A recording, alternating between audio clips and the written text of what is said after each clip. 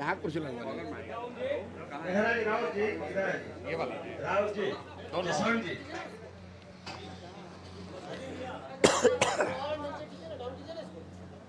अरे कितने लोग लगे? एक ले लीजिए, आप सभी लोगों का इससे क्लैरिटी आ जाता है।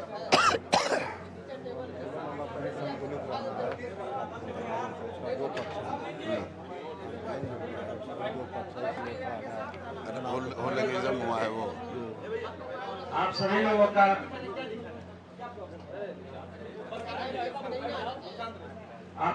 का स्वागत है आज के प्रेस कॉन्फ्रेंस में। पार्टी के प्रदेश अध्यक्ष श्री मनोज भारती जी, पार्टी के पिछड़ा जो सेल है उसके श्री ललन जी, पार्टी के स्पोक्समैन राष्ट्रीय श्री कुमार सौरभ सिंह जी, पार्टी के senior leader Shri professor doctor Shantanu ji, party के संगठन के महामंत्री श्री सुभाष सिंह कुशवाहा जी, पार्टी के senior leader Shri Rakesh Patel ji, party के चुनाव के प्रभारी श्री रामबली सिंह चंद्रवंशी जी, पार्टी के senior leader professor Sarfaraz Khan जी, पार्टी के senior leader Shri Sanjay Thakur ji, party के प्रवक्ता और सीनियर लीडर श्री नसरुद्दीन साहब, पार्टी के सीनियर लीडर श्री यशवंत जी, पार्टी के सीनियर लीडर श्री नवल किशोर रावत जी और पार्टी के विभिन्न लोग आज उपस्थित हैं। आज जो पीसी बुलाया गया है, मैं आपको बता दूं कि 4 दिन के बाद बांकीपुर में वोट पड़ना है और प्रशांत किशोर जी और पूरी पार्टी बांकीपुर की जो चुनाव लड़ रही है वो सिर्फ एक विधायक का सीट नहीं मानकर, ये जो नई सरकार बनी है, सम्राट चौधरी जी मुख्यमंत्री बने हैं, उनके मुख्यमंत्री बनने के बाद ये पहला उपचुनाव है, या ये कह सकते हैं कि जो 2025 के नवंबर में बहुमत मिला था एनडीए को, उसके बाद ये पहला उपचुनाव है। और नितिन नवीन जी के रिजाइन करने के बाद, राष्ट्रीय अध्यक्ष बनने के बाद भी ये पहला चुनाव है।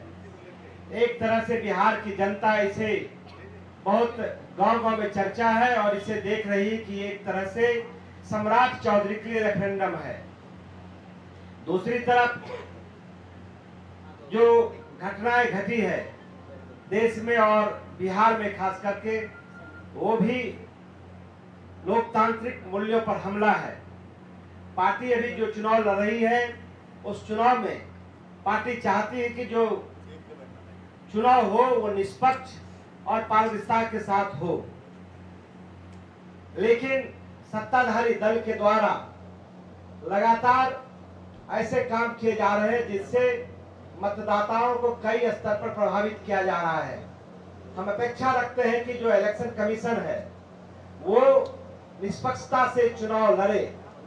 आपको मालूम है कि पिछले 17 तारीख को पार्टी के प्रदेश अध्यक्ष के साथ 7 सदस्यीय प्रतिनिधिमंडल जाके मिला और जो पार्टी जिस तरह से चुनाव में, मतलब चुनाव के दरमियान घटनाएं घट रही थी, जनसुराज के वर्कर को और मतदाताओं को धमकाया जा रहा था, थाना में उठा के रखा जा रहा था, उस संबंध में हम लोग कई ऐसे बिंदु थे जिस पर हम लोगों ने आपत्ति दर्ज किया था।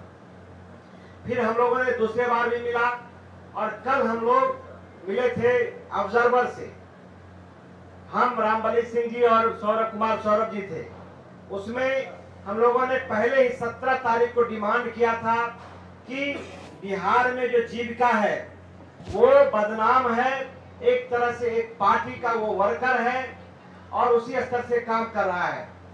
कल डीएम सुबह 9 बजे डीएम ने अपने ट्विटर हैंडल पर ट्वीट किया कि जीविका को लगाया गया है मतदाता को जागरूक करने के लिए, और फिर उस फोटो जो है सो जो ये जीविका थी वो भारतीय जनता पार्टी के झंडा लगाकर जागरूकता पैदा कर रहा था। जब जनसुराज के लोगों ने वही फोटो डीएम ने लोड किया था। हम लोगों ने ऑब्जर्वर साहब से जाके मिला और कहा कि भाई वो तो एक पार्टी का कार्यकर्ता है, निष्पक्ष चुनाव नहीं हो सकता है। जब हम लोगों ने 17 तारीख को मिला था तो जो चीफ इलेक्शन अफसर है, सीईओ, उन्होंने कहा था कि इस चुनाव में जीविका को हर हाल में नहीं लगाया जाएगा। हम लोगों ने जब ऑब्जर्वर से मिला और कहा तो वो भी आश्चर्य व्यक्त कर रहे थे, लेकिन उसके बाद डीएम साहब ने उस ट्वीट से उस फोटो को हटा दिया। हमें इस तरह का शंका लगता है कि मतलब कहीं न कहीं सत्ता के प्रभाव में पदाधिकारी इस तरह के काम कर रहे हैं, तो इसी के लेकर ये पीसी बुलाया गया है। मैं चाहूंगा कि रामबली जी को कि 1 मिनट में अपनी बात रखें। यह चुनाव के बारे में मुन्ना जी ने सारी बात बता दी कि जब हम लोग मुख्य निर्वाचन पदाधिकारी से एक बार नहीं 2 बार मिल करके ये बात कह दिया तो फिर ये गड़बड़ियाँ क्यों हो रही है। गड़बड़ियाँ का एक ही कारण है कि अभी जो बांकीपुर में चुनाव जो देख रहे हैं यहाँ पर, वह भारतीय जनता पार्टी के प्रत्याशी के बनाम जनता हो गई है, यानी भाजपा बनाम जनता का यह चुनाव दिख रहा है। यह जनता आगे हो गई है और प्रत्याशी और जनसुराज तो अभी पीछे है। इस डर से भारतीय जनता पार्टी ने पहले अपने 6000 से अधिक नेताओं को उतारा और नेताओं को उतारने के बाद बात नहीं बनी तो नौटंकी पार्टी को उतारा गया पवन सिंह और मनोज तिवारी जी के रूप में, और उससे भी बात नहीं बन रही है तो रिगिंग पर वो उतारू है और तरह तरह के हथकंडे अपनाए जा रहे हैं। इन सब बातों पर आप स्वतः संज्ञान ले रहे हैं और हम लोग है कि जनता ये रोज शिकायत कर रही है। मनोज जी बोलेंगे। जन स्वराज पार्टी के इस प्रेस कॉन्फ्रेंस में एक बार पुनः आप सबका स्वागत है। किशोर कुमार जी ने आपको बहुत सारी बातें बताई, जो बातें छूट गई हैं उनमें से 1-2 चीज़ मैं मेंशन कर दूँ। जब हम मुख्य चुनाव पदाधिकारी से मिले तो उनको हमने इस बात का भी संज्ञान दिया कि हमारे वर्कर्स को, हमारे कार्यकर्ताओं को जिस तरह से आधी रात को घरों से उठाकर केवल उनको परेशान करने के लिए और कुछ इज्जतदार लोगों को समाज में परेशानी दिखाने के लिए के मकसद से उनको पुलिस एक्शन द्वारा परेशान किया जा रहा है, और जिस तरह से हमारे प्रोग्राम्स में, हमारे पोस्टर्स में, हमारे झंडों में नगर निगम के अधिकारी होने के बहाने उनको हटाया जा रहा है, इन सब का संज्ञान चुनाव अधिकारी ने, मुख्य चुनाव पदाधिकारी ने लिया था। उसके बाद जो एक्चुअली हम उनसे 2 बार मिले, एक बार 17 तारीख को और एक बार 22 तारीख को।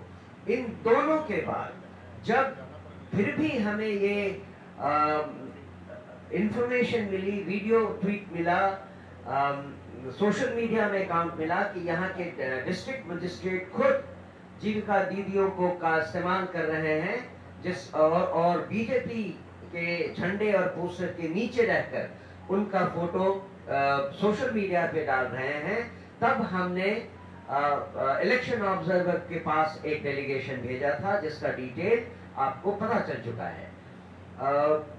ये प्रेस कॉन्फ्रेंस इस बात को हाईलाइट करने के लिए है कि चुनाव आयोग और सरकार इस बार इस उपचुनाव में भी वही बेशर्मी कर रही है जो उन्होंने 2025 के चुनाव में दिखाई थी, और इस बार इस बेशर्मी का कुछ दूसरा ही आलम है, क्योंकि ये एक उपचुनाव है और इस उपचुनाव में ऐसा पहले शायद कभी नहीं हुआ कि इतने सेंट्रल मंत्री, इतने विधायक, इतने पूर्व विधायक एक साथ मिलकर एक छोटे से 6x6 किलोमीटर के रेडियस स्क्वायर में आके जमा हो जाएं, और ये जब दल बल के साथ जनता के बीच आते हैं तो इनके पास जनता नहीं, इनके सुरक्षा कर्मी होते हैं आसपास, तो और इनसे बेसिकली वो जनता को डराना और धमकाना चाहते हैं।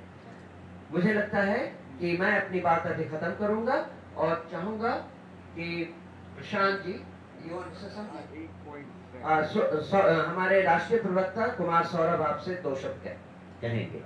क्योंकि मुन्ना जी ने एक पक्ष रख दिया था प्रशासन में जहां हम लोग गए, सर ने बताया, हमारे माननीय प्रदेश अध्यक्ष जी ने, कि किस प्रकार से जनसुराज से जुड़े नेताओं कार्यकर्ताओं को तंग किया जा रहा है। और बाकी का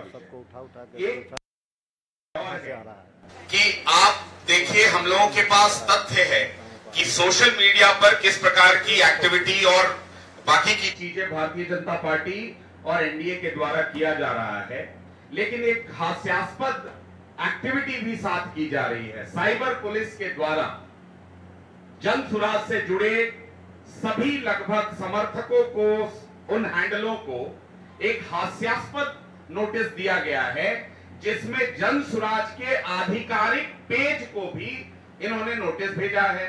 मुझे एज अ राष्ट्रीय प्रवक्ता बताया है कि मैं एक बॉट हूं। बॉट मतलब आप समझते हैं कृत्रिम अकाउंट।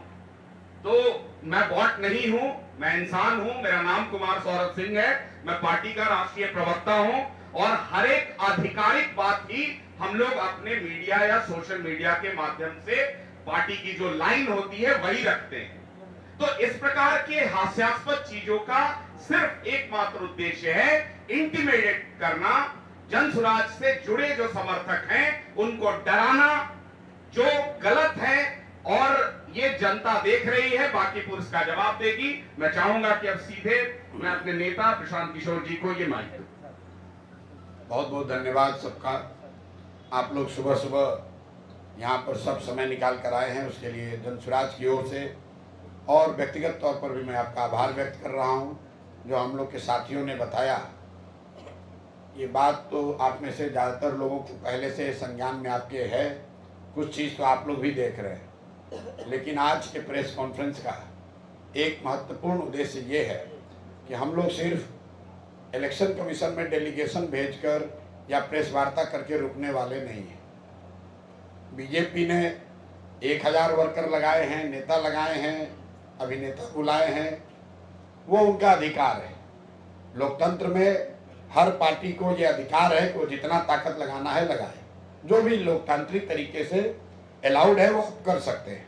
जनता उसको देखेगी कि भाई एक प्रशांत किशोर को हराने के लिए अपने गढ़ को कहे जाने वाले बांकीपुर में बीजेपी को कितनी ताकत लगानी पड़ रही है, कितना संसाधन, कितने नेता लगाने पड़ रहे हैं। और एक तरीके से जनसुराज से हम लोग बहुत खुश हैं। हम लोग इसको अपनी जीत मानते हैं कि जो भाजपा के नेता, सांसद, विधायक, मंत्री कल तक अपने क्षेत्र में नहीं जा रहे थे, कम से कम चुनाव परिणाम आने से पहले ही ये लोग बांकीपुर के जनता के पास जा तो रहे हैं।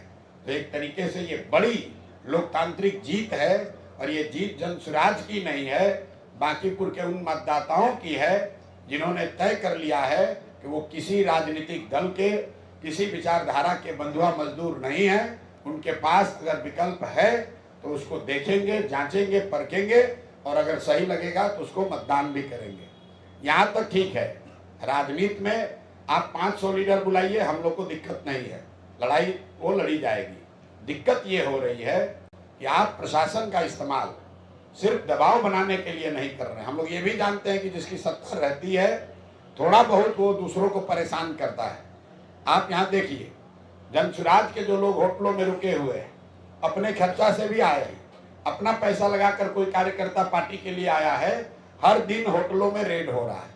जरा हमको इलेक्शन कमीशन या प्रशासन ये बताए कि भाजपा के लीडर यहाँ पर क्या आकाश में रह रहे हैं?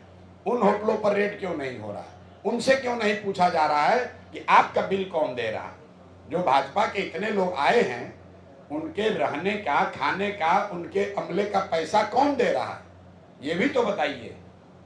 लेकिन सबसे आगे जो कल घटना हुई है, पटना के डीएम ने जो ऑफिशियल ट्वीट करके ये फिर से वही घिनौना काम जो नवंबर 2025 में हुआ कि वोटरों के जागरूकता के नाम पर जो सरकार के हाफ पेड एम्प्लॉई हैं, जीविका दीदियां हैं, उनके जरिए फिर से महिलाओं तक पहुंच के उनको ये बताना कि अगर आप एनडीए को, भाजपा को वोट नहीं देंगे तो सरकारी सुविधाएं, आपका अनाज, आपका पेंशन, ये सब बंद कर दिया जाएगा। कल पूरे दिन हम लोग को ये सूचना आती रही है कि किस तरीके से जीविका दीदियां बैठकें करके घर घर जाकर लोगों को बता रही हैं कि अगर आप भाजपा को वोट नहीं करेंगे तो आपका सरकार से मिलने वाली आपको सारी सुविधाएं बंद कर दी जाएंगी। और ये तब हुआ है जब डीएम ने अपने ऑफिशियल हैंडल से ये ट्वीट किया है कि जीविका की दीदियां यहाँ पर, और सिर्फ पटना की नहीं, पटना के इर्द गिर्द के कई इलाकों से जीविका दीदियों को यहाँ लगाया गया है और उनको ये जिम्मा दिया गया है कि घर घर वो जाएं और महिलाओं के बीच में बैठकर जागरूकता के नाम पर भाजपा के लिए वोट मांगे, उनको लालच दें, उनको डराएं। तो मैं इलेक्शन कमीशन से हम लोग के साथ ही 2 बार मिले हैं, आज हम लोग फिर ऑब्जर्वर से मिलेंगे। उन्होंने जहां हमारे साथियों ने जो बताया है कि कल उन्होंने कहा है कि वो बिल्कुल आश्चर्यचकित हैं, क्योंकि चुनाव में सरकारी कर्मचारी भाग ले सकते हैं, चुनाव में जनता भाग ले सकती है। अर्ध सरकारी जीविका की जो दीदियां हैं ये सरकारी कर्मचारी नहीं है और इनका चुनाव में इस तरह से भाग लेना, उनको ऑफिशियली हिस्सा बनाना, ये सरासर बेईमानी है बिहार के लोगों के साथ, लोकतंत्र के साथ और बांकीपुर के साथ। तो आज हम लोग इलेक्शन कमीशन के पास जाएंगे, उनको ये अंतिम 24 घंटे का मौका दे रहे हैं। अगर कल तक जीविका की दीदियों को पूरे इलेक्शन के प्रक्रिया से अलग नहीं किया गया तो कल हम लोग खुद पार्टी के सब लोग इंक्लूडिंग माई सेल्फ, हम लोग कल इलेक्शन कमीशन के सामने धरने पर बैठेंगे। ये हम लोग बर्दाश्त नहीं करने वाले हैं कि फिर वही कीजिए जो आपने नवंबर 2025 में किया।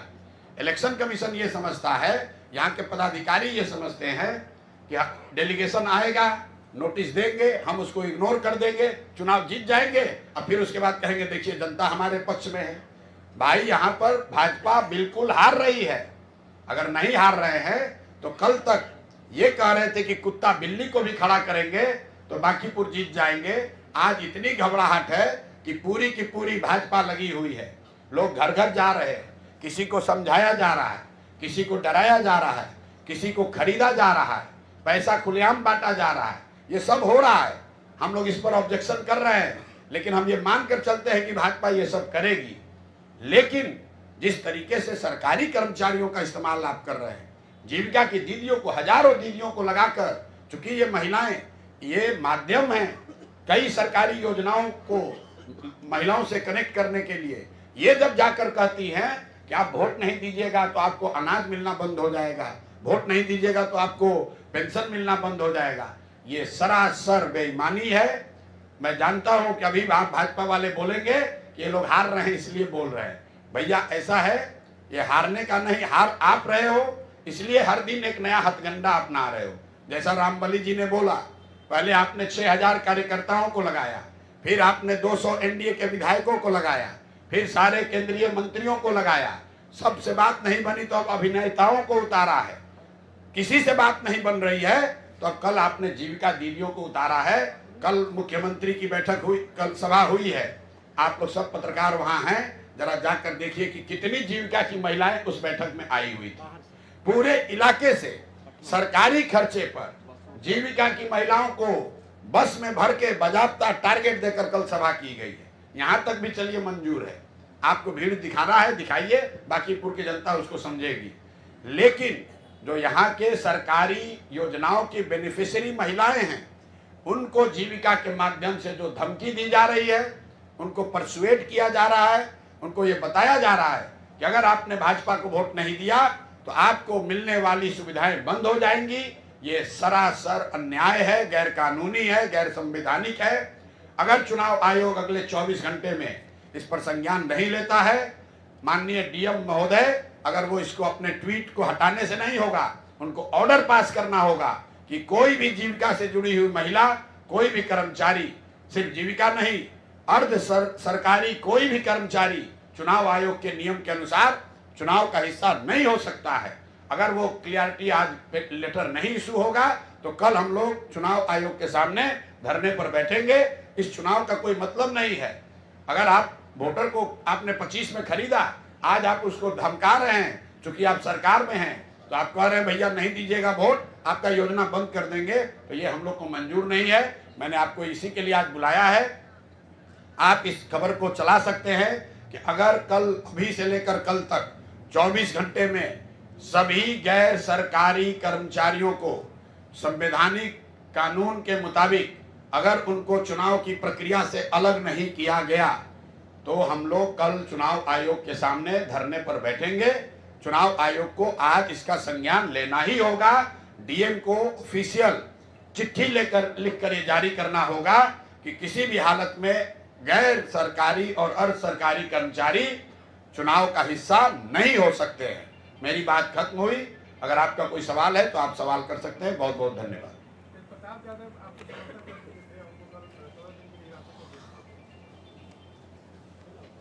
देखिए, मैंने पहले जब ये चुनाव शुरू हुआ तभी हम लोगों ने कहा है कि चुनाव जनसुराज और भाजपा के बीच नहीं है।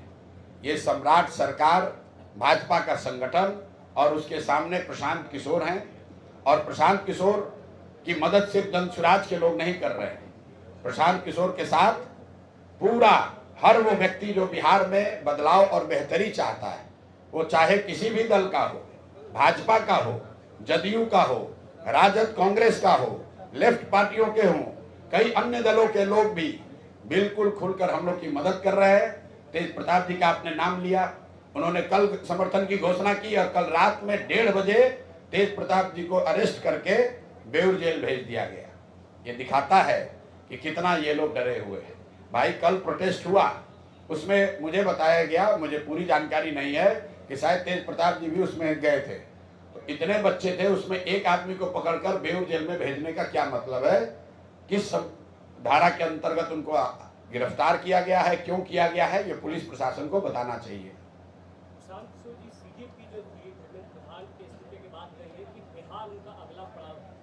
किसका? बिल्कुल स्वागत है। हर वो व्यक्ति जो इस सरकार के अलोकतांत्रिक व्यवहार को, उनके कामकाज पर को चुनौती देना चाहता है, हम लोग उसके साथ हैं। मैंने पहले भी कहा है, आपको भी बता दे रहा हूं, सोनम वांगचुक मेरे व्यक्तिगत मित्र हैं। जब उनको लद्दाख में आंदोलन के लिए पकड़कर, आप में से कुछ लोग ही जानते होंगे, उनको महीनों सरकार ने जोधपुर जेल में रखा है। तो मैं आज से उनको नहीं जानता हूं, बहुत बड़े शिक्षाविद हैं, एनवायरमेंटलिस्ट हैं और हम लोग के मित्र हैं। उन्होंने भी जाकर सीजेपी के प्लेटफॉर्म पर अपना योगदान दिया। ये पार्टी की बात नहीं है और ये कल लोगों ने देखा है कि लोग खड़े हो जाए, जनता खड़ी हो जाए तो बड़े से बड़े सत्ता में बैठे हुए लोगों को झुकना पड़ेगा। अगर सीजेपी के लोग यहाँ आते हैं, छात्रों के साथ उनके मुद्दों से जुड़कर काम करते हैं तो उसका हम लोग स्वागत करते हैं। ये शुरुआत है अकाउंटेबिलिटी का। Accountability that is being enforced under the pressure of people. लोगों के दबाव में जब आप देही तय होनी शुरू हुई है। मैं हमेशा कहता हूं कि इस देश में विपक्षी पार्टी कमजोर हो सकती है, विपक्ष कमजोर नहीं हो सकता है। और जो आप और हम दिल्ली में देख रहे हैं, वो प्रोटेस्ट किसी एक सोनम वांगचुक का नहीं था। वो प्रोटेस्ट में आए हुए हजारों लोग सीजेपी का झंडा लेकर नहीं आए थे। वो सामान्य वो युवा थे जो रोज रोज हो रहे पेपर लीक से, अनएम्प्लॉयमेंट से, ध्वस्त शिक्षा व्यवस्था से परेशान थे। वो किसी एक नेता के पीछे नहीं आए थे, वो अपने और अपने साथियों के लिए, बेहतर भविष्य के लिए वो आए थे वहां पर। और उसका परिणाम देखिए कि इतनी बड़ा अपने को दुनिया का सबसे बड़ा दल बताने वाली भाजपा 3 दिन के अंदर सारी हेकड़ी हवा हो गई। धर्मेंद्र प्रधान जी को जाना पड़ा और सिर्फ जाना ही नहीं पड़ा है, अब आगे देखिए, ये अभी शुरुआत है, ये रुकने वाला नहीं है। डीएम से नहीं, डीएम ने तो कल गलती ही की है। डीएम ने कल ट्वीट किया है और ये अपना आदेश जारी किया है जिसमें उन्होंने कहा है कि जीविका की महिलाएं, जीविका दीदी चुनाव में जागरूकता के लिए काम करेंगी। उसके खिलाफ कल हम लोगों ने इलेक्शन ऑब्जर्वर को जब ये नोटिस दिया तो वो मुझे जो साथियों ने बताया कि वो आश्चर्यचकित थे। तो अगर आश्चर्यचकित थे तो हम लोग की ये उम्मीद है कि आज इलेक्शन कमीशन उस पर, उनके जो ऑब्जर्वर्स हैं, इलेक्शन कमीशन है, उसका संज्ञान लेगा और उस पर कार्रवाई करेगा। अगर कार्रवाई कल तक नहीं हुई तो कल हम लोग इलेक्शन कमीशन में जाकर उनके गेट पर जाके कल धरने पर मैं खुद बैठूंगा, मैं अपने साथियों के साथ। धर्मेंद्र प्रधान को कल हटाया गया, क्या आप उन्हीं के तरह दूसरा संघी को कल ले दिया है लोग रात में? मानते हैं कि शिक्षा में सुधार होगा? भैया, शिक्षा में सुधार तब तक नहीं होगा जब तक शिक्षा सरकार की प्राथमिकता का हिस्सा नहीं बनेगी। इस सरकार की प्राथमिकताओं में शिक्षा कभी रहा ही नहीं है। एक ही उनकी प्राथमिकता है कि जो शिक्षा व्यवस्था है उसमें संघ की विचारधारा से जुड़े हुए लोगों का प्रभुत्व बढ़े, उनकी भागीदारी बढ़े। तो वो एक अलग वैचारिक डिबेट है। लेकिन जो वहाँ पर शिक्षा मंत्री थे उनके रहते हुए पेपर लीक हुआ है, छात्रों की मांग थी, उनको छोड़ना पड़ा है। अब जो नए साथी आए हैं उनसे ये उम्मीद है कि जो छात्रों की अपेक्षा है, देश के लोगों की अपेक्षा है, उसके अनुरूप एक कदाचार रहित, जहाँ पेपर लीक न हो, नौकरियां न बिके, ऐसी शिक्षा व्यवस्था, ऐसी परीक्षा की व्यवस्था बनेगी। अब आगे क्या होता है वो देखना होगा, जब होगा उस पर टिप्पणी की जाएगी।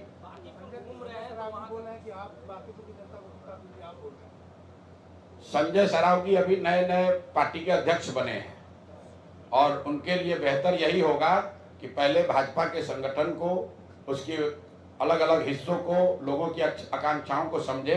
दरभंगा में जीवन भर राजनीति किए हैं और उनकी छवि वहां पर क्या है वो लोगों को पता है। मैं उस पर टीका टिप्पणी नहीं करना चाहता हूं आज के संदर्भ में।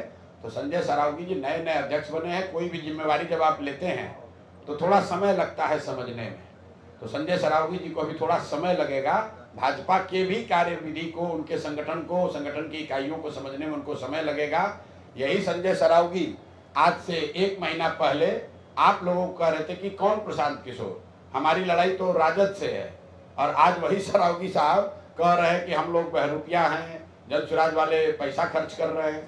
ये पहली बार हो रहा है कि 30,000 करोड़ रुपया जिस पार्टी के अकाउंट में है वो पार्टी दूसरे को कह रही है कि लोग पैसे पर चुनाव लड़ रहे हैं।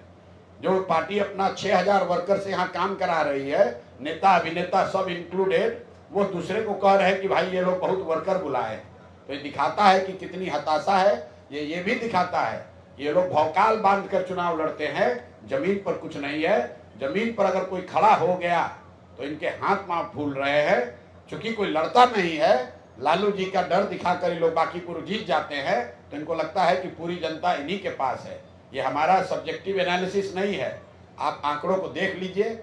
बांकीपुर में 40-41% वोट पड़ता है। उस वोट का अगर 60% भाजपा को मिलता है, इसका मतलब है कि बांकीपुर के 24 से 25% मतदाता भाजपा को वोट देते हैं। 75% मतदाता या तो भाजपा को वोट नहीं दे रहे हैं या उनके खिलाफ में वोट दे रहे हैं। लेकिन उनकी एक खुशफहमी थी अभी तक, ये हमारा किला है। अब जब वो किला दरक रहा है, ढह रहा है, तो घबराहट में हर तरह का प्रपंच कर रहे हैं। लेकिन मैं आज फिर कह रहा हूं कि पार्टी के तौर पर जो करना है कर लो भाई, जिसको बुलाना है बुला लो। अभी दूसरे कोई नेता बाकी है, उनको भी बुला लीजिए। सरकारी तंत्र का इस्तेमाल मत करो। और सरकारी तंत्र का भी इस्तेमाल महिलाओं को डराने के लिए, सरकारी योजना के नाम पर कभी कहते हो 2 लाख रुपए देंगे। अगर मतदाता जागरूकता अभियान चुनाव आयोग चला रहा है तो उसका एक जागरूकता का पॉइंट होना चाहिए कि कोई भी मतदाता वोट न बेचे, डर कर कोई वोट न दे। चुनाव एडमिनिस्ट्रेशन तो इसका उल्टा करा रहा है। एडमिनिस्ट्रेशन कह रहा है कि आप पैसा लेकर वोट दीजिए। एडमिनिस्ट्रेशन ये कह रहा है कि आप डर कर वोट दीजिए। एडमिनिस्ट्रेशन ये कह रहा है कि अगर आप सत्तारूढ़ पार्टी को वोट नहीं देंगे तो आपका सब सुविधा रोक दिया जाएगा। आपको बाहरी बता रहे हैं। अब बेचारे कभी कभी आते हैं, उन पर ज़्यादा टीका टिप्पणी करना ठीक नहीं है। SIS चलाते हैं और बड़े बिजनेसमैन हैं। पिताजी राज्यसभा में MP रहे हैं, तो पटना घूमते फिरते बाबूजी के घर में कभी आते हैं। और कभी कभी मेरे पुराने मित्र भी हैं, अच्छे आदमी हैं, पढ़े लिखे व्यक्ति हैं, लेकिन पार्टी का दबाव भी तो है। नीचे नीचे वो भी यही कह रहे हैं कि प्रशांत किशोर को जिताओ। आप ऋतुराज सिन्हा के जितने मित्र दोस्त काडर लोग हैं, अब आपने बात छेड़ दी है। तो ऋतुराज सिन्हा जी बेचारे यहाँ पर MP के टिकट के दावेदार थे।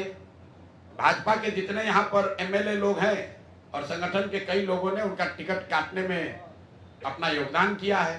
तो ऋतुराज जी सक्रिय होकर वो अपना हिसाब सेटल कर रहे हैं। ऊपर कुछ बता रहे हैं और नीचे सबको, भाजपा को बता रहे हैं कि भैया प्रशांत किशोर को जिता दो, क्योंकि उनको अगला चुनाव लड़ने की उनकी आशा अपेक्षा है। और ऋतुराज जी अकेले नहीं हैं, ऐसे कई लोग भाजपा के हैं। हर वार्ड में भाजपा के जो लोग हैं वो लगे हुए हैं कि किसी भी तरीके से भाजपा को हराया जाए। आप लगातार फील्ड में उतर रहे हैं, जनता का क्या क्या रुख है, जनता क्या चाह रही है? जनता का रुख क्या है ये तो आप हमसे पूछने के बजाय भाजपा के रिस्पॉन्स से ही देख लीजिए। कल तक ये बता रहे थे कि हम तो बैठे बैठे जीत जाएंगे, आज इतनी मशक्कत कर रहे हैं। तो कल किसी एक अभिनेता को पूछा गया तो कहता है कि भाजपा वाले हम लोग हर चुनाव को बहुत गंभीरता से लेते हैं।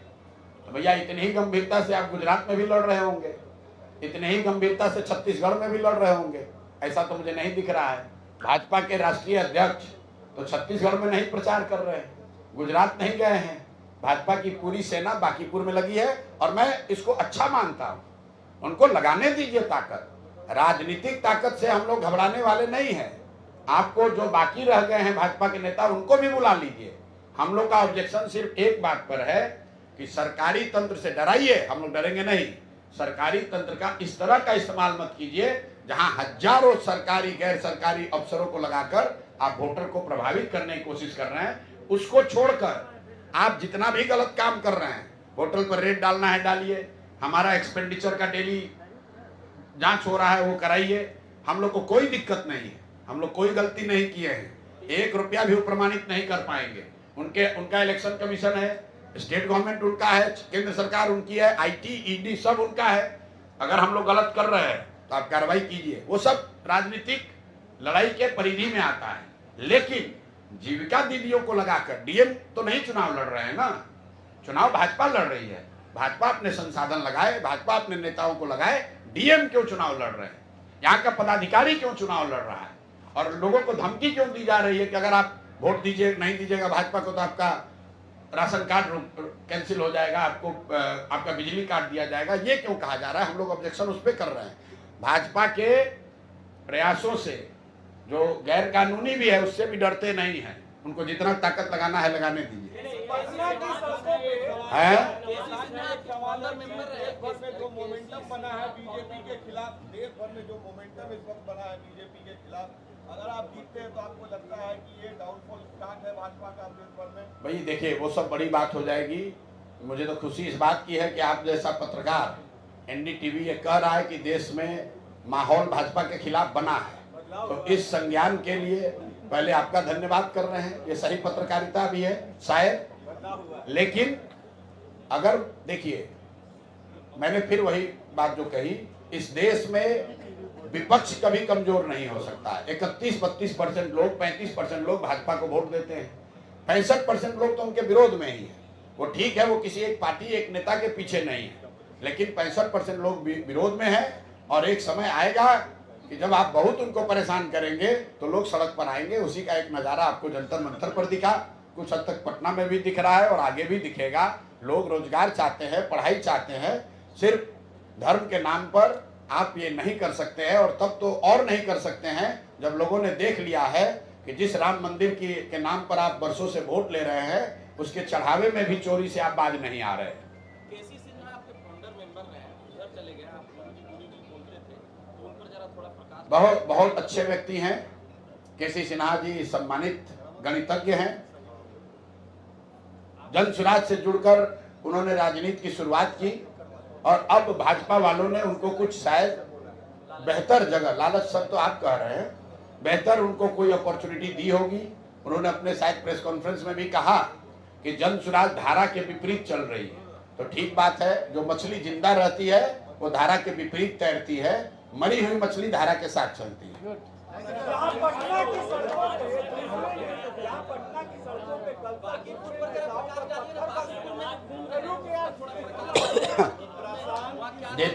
जितना बांकीपुर में हम घूम रहे हैं उससे ज्यादा तो आप लोग घूम रहे हैं। हर मोहल्ले आप हमारा ही सभा नहीं देख रहे हैं, भाजपा का भी सभा देख रहे हैं। तो कल यहाँ नाले पर कल एक बैठक हुई है वार्ड 23 में। परसों वहाँ पवन सिंह का और विजय सिन्हा जी का मीटिंग हुआ था जिसमें कुर्सियां चली थी, लोग ऊपर से पानी फेंक रहे थे। और कल जो जन स्वराज की बैठक हुई है देख लीजिए। आपको ये देखना है कि भाजपा का पूरा तंत्र, नेता अभिनेता, नाच गाना, पैसा साधन सब लगने के बाद भी उतने लोग भी नहीं आ रहे हैं जितने की सुरक्षा कर्मी उनके साथ चल रहे हैं। प्रशांत किशोर बहुत बड़े रणनीतिकार हैं, चुनाव में बहुत सारे राज्यों में उन्होंने अपनी रणनीति से सरकार बनाई है। क्या उनको डर नहीं लग रहा है कि बांकीपुर में उनकी रणनीति कामयाब होगी या नहीं? देखिए, रणनीतिकार कभी थे बिहार में, तो पहले प्रयास में हम बिल्कुल असफल हो गए। जो काम अभी कर रहे हैं, मेरी सफलता असफलता तो इस काम के परिणाम पर निर्भर है। हम लोग फेल हो गए, लेकिन महत्वपूर्ण बात यह नहीं कि हम चुनाव हार गए। महत्वपूर्ण बात यह है कि चुनाव हारने के बाद क्या अपने सिद्धांतों से, अपनी बात से, अपने प्रयास से डिगे हैं या नहीं डिगे। जिस दिन से चुनाव का रिजल्ट आया है उसके बाद जन सुराज कहीं छोड़कर नहीं गया है। प्रशांत किशोर बिहार से बाहर नहीं गए हैं। बिहार की समस्याओं पर, बिहार के लोगों की परेशानियों पर सबसे डट कर अगर कोई खड़ा है तो जन सुराज के साथ ही खड़े हैं। तो जनता को तय करने दीजिए। हर व्यक्ति को, हर दल को बनने में समय लगता है। आप जरा अंदाजा लगाइए, आज जन सुराज 2 साल पुरानी पार्टी है। 2 अक्टूबर को 2 साल के हम लोग होंगे। जब भाजपा बिहार में 2 साल की थी तो उनकी कितनी ताकत थी, उसके मुकाबले आज जन सुराज कहाँ है उसको देख लीजिए। भाजपा 100 साल, करीब 100 साल पुरानी पार्टी हो गई। अगर जनसंघ को जोड़ दीजिएगा, संघ आरएसएस को जोड़ दीजिएगा, 100 साल पुरानी पार्टी जो दुनिया की सबसे बड़ी पार्टी है। केंद्र में उनकी सरकार है, राज्य में सरकार है, अपने को 202 का बहुमत बताते हैं और अपने ही किले में बांकीपुर में 1-1.5 साल पुरानी पार्टी के सामने थर थर कांप रहे हैं। ये दिखाता है कि हवा का रुख किधर है। विश्व में छात्र आंदोलन हो रहा है, उस पे जन सुराज की क्या राय है? जन सुराज की ये राय है कि जो छात्रों की जायज मांग है, जो पेपर लीक का मामला है, अनएम्प्लॉयमेंट का मामला है, ये बिहार के छात्रों से ज्यादा कोई नहीं जानता है। जो छात्रों पर लाठियां चली जंतर मंतर पे, पूरा देश उद्वेलित है। मैं बताना चाह रहा हूं कि भाई, देश ने भले पहली बार लाठीचार्ज होते हुए वैसे देखा हो जंतर मंतर पे छात्रों पर। बिहार के लोग तो हम लोग ये रोज देखते हैं, पत्रकार रोज देखते हैं। कोई छात्र ऐसा नहीं है जो बिहार में जिसके शरीर पर लाठी नहीं चली हो, चाहे वो बीपीएससी के अभ्यर्थी हो, टीआरई 4 के छात्र हो या अन्य विषयों से जुड़े हुए दरोगा की बहाली का मामला हो। जब भी छात्र यहाँ खड़ा हुआ है उसको लाठी मारी गई है। ये बिहार का दुर्भाग्य रहा है कि जो छात्र जिनको लाठियां पड़ी वो और उनके परिजन भी किसी न किसी बहकावे में आकर या गलती से भाजपा को वोट देते रहे हैं। लेकिन अब छात्र और युवा, उनके परिजन जग गए हैं, उनके पास विकल्प है और बांकीपुर से उसकी शुरुआत होने जा रही है। कल एक खाली आपको मैं आह्वान करूंगा, कल एक वीडियो देख लीजिए। 2 दिन पहले जब यहाँ छात्रों का उग्र आंदोलन हुआ तो भाजपा के नेताओं को लोगों ने दौड़ा कर मारा। वो सुरक्षा कर्मी के साथ थे, लोगों को भागना पड़ा।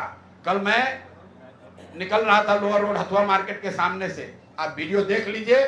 जितने छात्रों को पुलिस दौड़ा रही थी वो भी हमसे मिले, हमसे हमारे गाड़ी को घेर कर वो लड़के भी खड़े थे, लेकिन गाली देने के लिए नहीं, डराने के लिए नहीं, ये कहने के लिए कि भैया आप ही और जन सुराज ही हम लोग का भरोसा है, आप लगे रहिए, हर हालत में आपकी मदद में हम लोग खड़े हैं। जिन लोगों ने हम लोग को लाठी मारी है, हम लोग सब मिलकर बांकीपुर में वोट से इनका हिसाब करेंगे। बहुत बहुत धन्यवाद भैया।